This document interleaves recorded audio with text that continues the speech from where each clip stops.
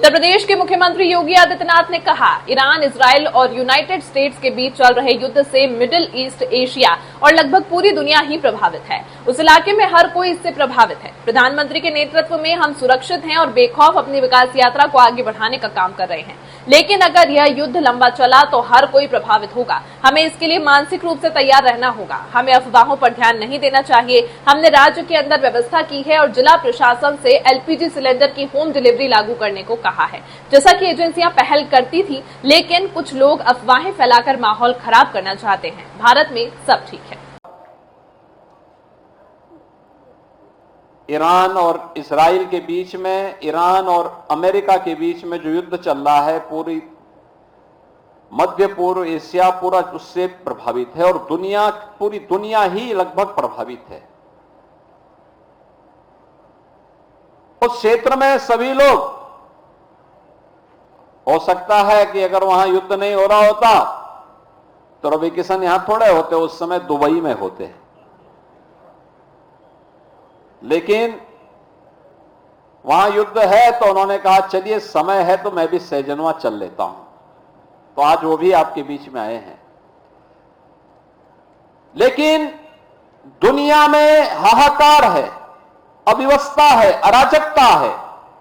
भारत के अंदर हम एक शानदार और यशस्वी नेतृत्व में, प्रधानमंत्री जी के शानदार और यशस्वी नेतृत्व में सुरक्षित भी हैं और बेखौफ अपनी विकास की यात्रा को आगे बढ़ाने का काम भी कर रहे हैं।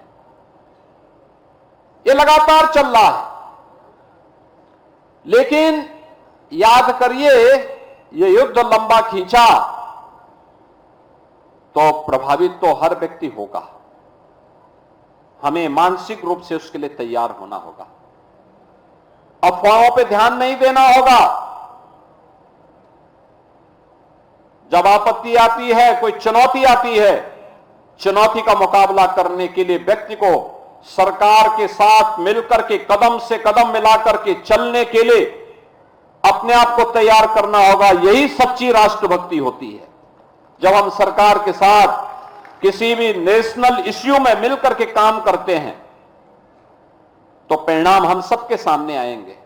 हमारी राष्ट्रभक्ति इस बात को लेकर के होगा कि अगर देश के हित में सरकार ने कोई कदम उठाया है तो हम लोग उसके लिए अपने आप को तैयार करें। जैसे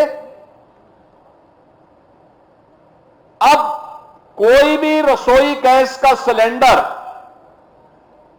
याद करिए इस गल्फ वार के पहले अगर किसी के घर में 1 महीने तक रसोई गैस का सिलेंडर चल जाता था तो आज वह 5वें 6ठे दिन ही रसोई गैस का सिलेंडर लेने के लिए क्यों पहुंच रहा है? अरे जब नंबर आएगा उसके 3 दिन 5 दिन पहले वह जाएं, अपना रजिस्ट्रेशन करवा दें, उनके घर तक फिर रसोई गैस पहुंच जाएगी। हम लोगों ने प्रदेश के अंदर व्यवस्था करने के लिए कहा है हर जिला प्रशासन से कि जैसे रसोई गैस का सिलेंडर होम डिलीवरी होते था, पहले घर तक पहुंचाती थी एजेंसियां, वैसे ही पहुंचाएंगे।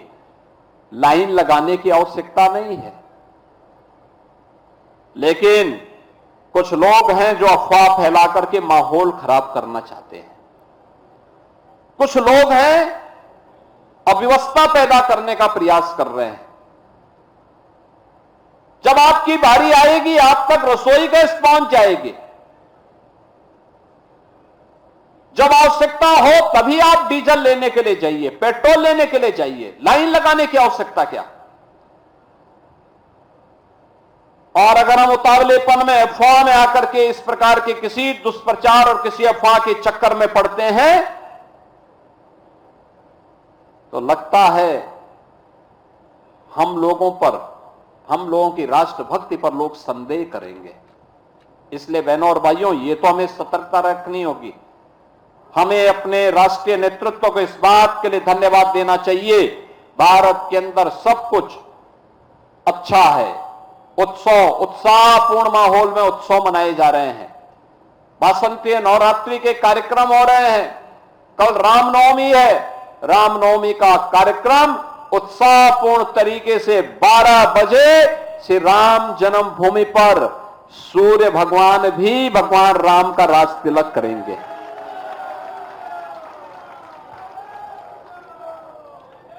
नया भारत विरासत पर भी और विकास में भी विश्वास करता है और भविष्य की एनर्जी के लिए हमें किसी अन्य देश पर निर्भर न रहना पड़े, इसके लिए ग्रीन हाइड्रोजन एनर्जी उसका एक माध्यम बनने वाली है,